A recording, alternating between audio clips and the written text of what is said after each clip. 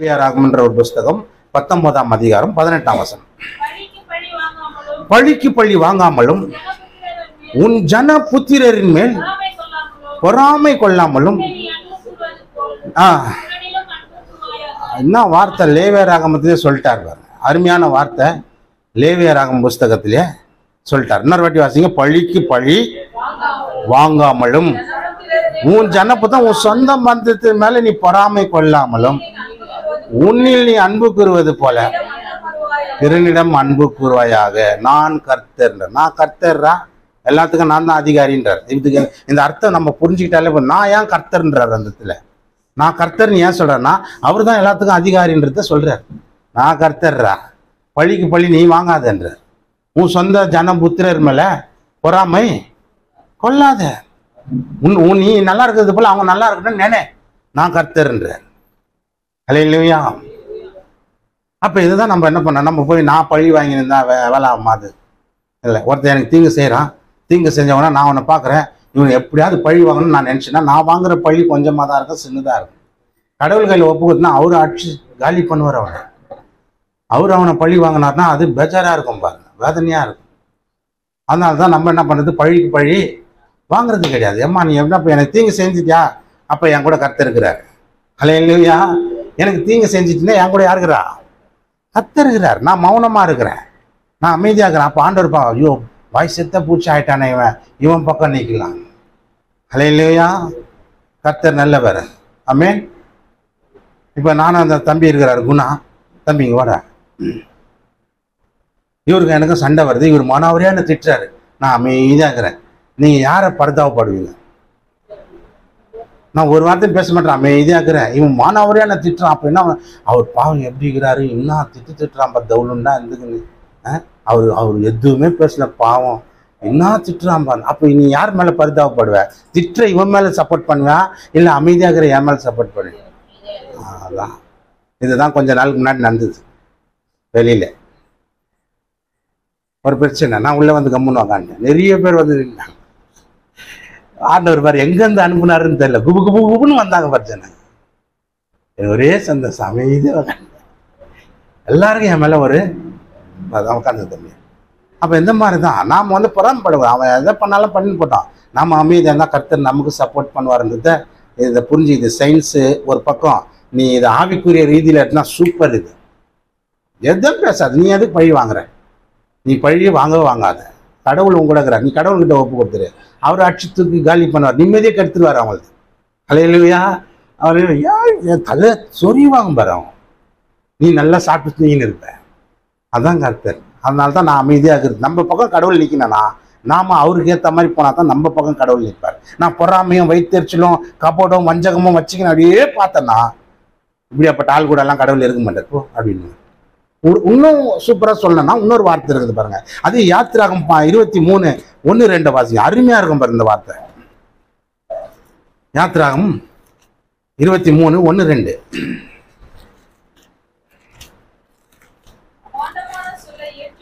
ஐயோ ஐயோ, அதாமா வாசிமா.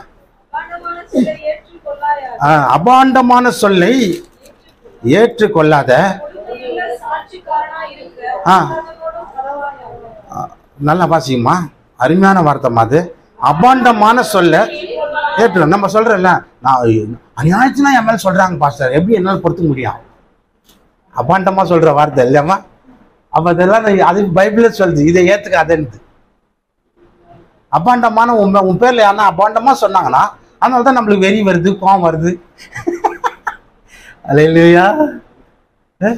அபாண்டமா சொல்றது அதுதான் நம்மளால ஏற்றுக்கொள்ள முடியல. சில பேர் ஜீர்ணிக்க முடியல அப்படின்னு. ஜீர்ணிக்க முடியலன்னா இப்ப அது ஒரு இது ஸ்டேட்டஸ் நானே போட்டிருந்தேன் பாருங்க, ஒரு இதுக்கு போட்டிருந்தேன். ஜீர்ணம் ஆகலைன்னா ஈனம் குடியன. ஈனவா அது? ஈனம் தான் இல்லையாமா? அந்த மாதிரி கரெக்டாக சொல்றாங்க. ஜீர்ணிக்க முடியல. அப்ப அதுல அட்வர்டைஸ் போடுறான், விளம்பரம். உங்களுக்கு ஜீரணமாகலையா, ஈனம் குடிங்க அப்படின்னு. அது மாதிரி அபாண்டமான சொல்ல ஏத்துக்காத. உன் மேல அபாண்டமா சொல்றானா அது நீ ஏத்துக்கொள்ளாத அப்படின்னு சொல்லிட்டு சொல்றாரு. கொடுமை உள்ள சாட்சிக்காரனா இருக்க ஆகாதவனோட கலவாத. அபாண்டமான சொல்ல நீ ஏத்துக்காத சார், ரைட்டு. கெத்த விட்டு கொடுக்காதாங்க. நான் ஏன் அபாண்டமான சொல்ல ஏற்றுக்கணும்? என் மேலே நீ இல்லாத பொல்லாத சொல்லுவேன், நான் அதெல்லாம் ஒத்து போகணுமா? அமைதியாக போகணுமா? அதனால தான் நம்மளுக்கு எரிச்சல கோவம் வருது, டென்ஷன் ஆகிறோம். யாரை பார்த்தீங்கன்னா கேள்வி கேட்குற அப்படின்றோம். என்னம்மா அந்த அம்மா அந்த மாதிரி கேட்டுருக்காங்க போல, கரெக்டாக சொல்கிறாங்க.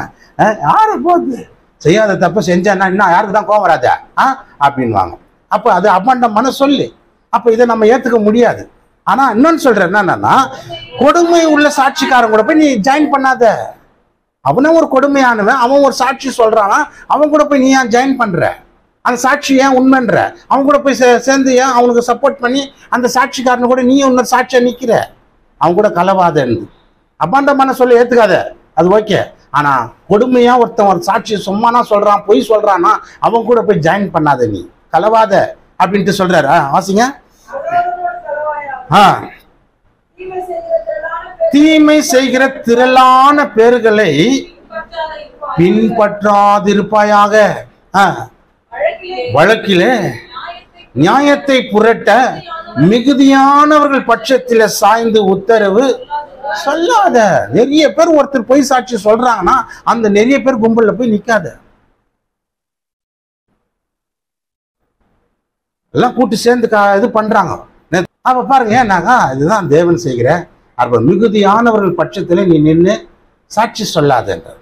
ரொம்ப பேர் ஒரு பக்கம் நிக்கிறாங்கன்னா நீயும் அநியாய பக்கம் நின்று ஆமா ஆமா இருக்கும் அப்படி சொல்லாத.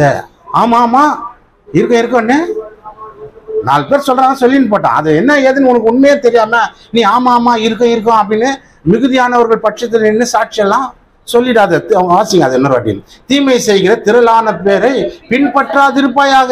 வழக்கில நியாயத்தை புரட்டுகிற மிகுதியானவர்கள் பட்சத்திலும் சாய்ந்து உத்தரவு சொல்லாத. நியாயக்கேடு செய்யறவன் 10 பேர்னா அவங்க கூட சேர்ந்து சாட்சி சொல்லாத. நீ ஒரு ஆளா இருந்தா கூட சரி. ஏன் இந்த சம்பவத்தை சொல்றேன்னாக்கா பாருங்க, மத்தேயு எழுதின சுவிசேஷ புஸ்தகம் 27:17 முடிக்க போறோம். மத்தேயு 27:17. பொறாமையினாலே அவரை ஒப்பு கொடுத்தார்கள் என்று பிலாத்து அறிந்து அவர்களை நோக்கி, யார் உங்களுக்கு விடுதலையாக்க வேண்டும் என்று, பரபாசையோ கிறிஸ்து என்னப்படுகிற இயேசுவையோ என்று கேட்டார்கள். உட்கார்ந்து இருக்கையில் நீர் அந்த நீதிமானை ஒன்றும் செய்ய வேண்டாம், அவர்கள் நிமித்தம் இன்றைக்கு சொப்பனத்தில் வெகு பாடுபட்டேன் என்று சொன்னால் பரபாசை விட்டுவிட கேட்டுக்கொள்ளவும் இயேசுவை கொலை செய்யவும் ஏவி விட்டார்கள். நோக்கி இந்த 2 பேர்ல யார் உங்களுக்கு விடுதலை ஆக்க வேண்டும் கேட்கிறான். அதற்கு அவர்கள் பரபாசை என்றார்கள். பிலாத்து அவர்களை நோக்கி, அப்படியானால் கிறிஸ்து என்னப்பட்ட இயேசுவை நான் என்ன செய்ய வேண்டும் என்று கேட்டார்கள்.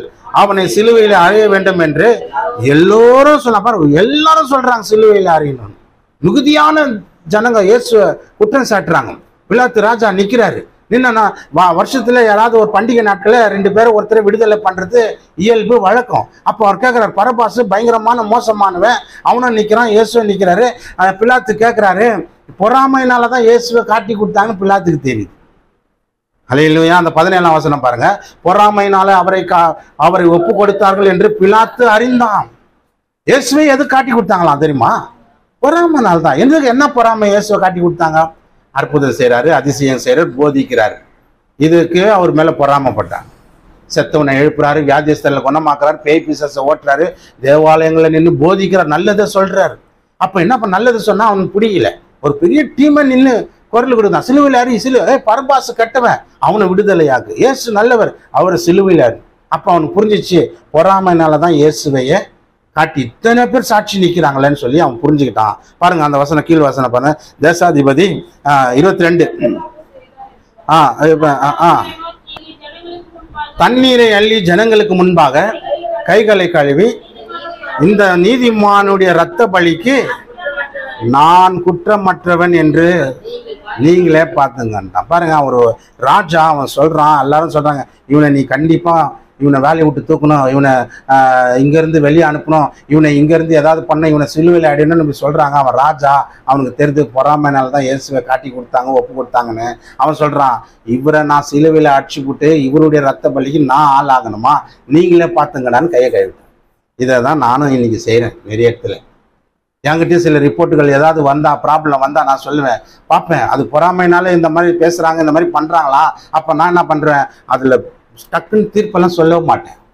வெயிட் பண்ணுவேன், அமைதியாக இருப்பேன். அவங்கள பார்த்து முடிச்சுட்டு போயிட்டா சரி, இல்லைனாக்கா நான் தீர்ப்பு சொல்லவே மாட்டேன். ஏன்னா வெயிட் பண்ணுவேன். ஏன்னா அவன் சொல்கிறான், நம்ம ஏதாவது ஒரு தீர்ப்பை சொல்லி அவருடைய ரத்த பலி நம்ம மேலே எதுக்கு வரணும்?